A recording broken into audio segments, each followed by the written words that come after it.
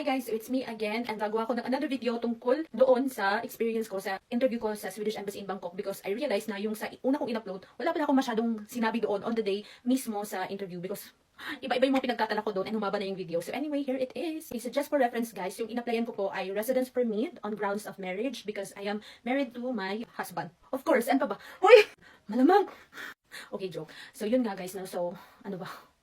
Ayun, so going back no, yung interview ko nga was last January 27 and the interview in my case lasted for 2 hours. I'm not sure for others. So if may makapanood nito, comment down below kung gaano katagal yung interview nyo. So my first tip for you is to make sure that you have a full stomach. Kung morning yung interview nyo, make sure na mag-breakfast kayo and pag hapon naman of course have your lunch. In my case, 8 AM yung interview ko. Nag-breakfast ako but still talagang kinabahan pa din ako guys. Second tip ko sa inyo guys is make sure na mag-check-in kayo malapit doon sa mismong One Pacific Place para hindi na kayo mahirapan mag-commute. But I'm sure alam niyo na to. But you know, para dun sa mga hindi pa nakakapag-plan out ng itinerary ninyo, make sure na mag-check-in kayo within or around the address of the embassy. As much as possible, mas maganda kung walking distance. Like my case, naglakad lang ako. And if you are there already, the very first thing that you should do is to check the place, visit the place at least a few hours or a day before your interview. Para pag on the day na talaga, hindi na kayo mahirapan na mahanap. Kasi minsan nagagahol tayo sa oras, akala natin okay lang. But then magagahol tayo, something comes up. So it's better na alam mo na para mas mabilis mo na lang siyang puntahan.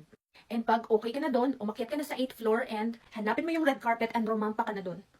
Okay, kakabahan talaga kayo guys, but anyway, pag mayroon naman kayo ng lahat ng mga documents, which is my third tip, make sure na talagang ni-review nyo lahat yung mga papers nyo, may checklist kayo kung ano yung dapat na meron kayo on hand, and kung ano yung dapat na ibigay mo doon as your supplemental document to the officer in the embassy during the interview.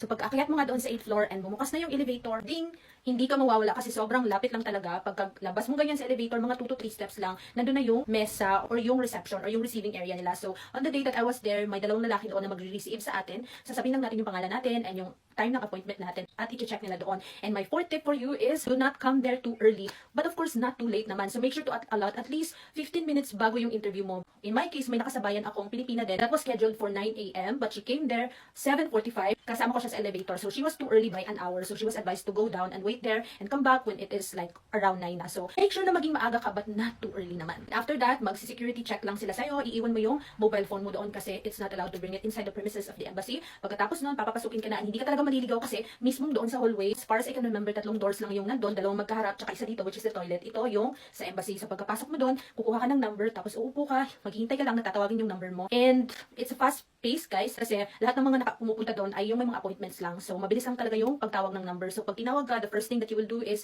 do your biometrics. They will take a photo of you as well as your fingerprints and your signature. In my case, after no biometrics ko, since I was scheduled at 8 AM for the interview, pinapasok na ako agad doon sa mga rooms. So I think there were like, I don't know exactly how many rooms, but I was assigned at room number 7. So may mga rooms doon na hindi mo makikita kung sino yung nasa loob. Basta papasok ka lang kung sa saang room ka, sinabihan na papasok. And pagkapasok mo doon, it's your time to shine. So make sure to post. Okay, so yun nga, i-hand in mo na yung documents mo. May officer doon. You will be facing face to face sa officer, pero may glass doon. So hindi mo talaga siya talagang harap-harapan, pero may pagitan kayo na glass window. So upo ka lang doon and magtatanong na yung embassy officer sa'yo ng mga questions based sa application mo. So yun, sa may mga appointment na dyan, congratulations and go, go, go. May mga tanong naman dyan, mag-comment lang kayo dyan sa baba. I'll try my best na mag-response or mag-PM kayo sa akin. Okay, so go, go, go, get that RP. Let's go!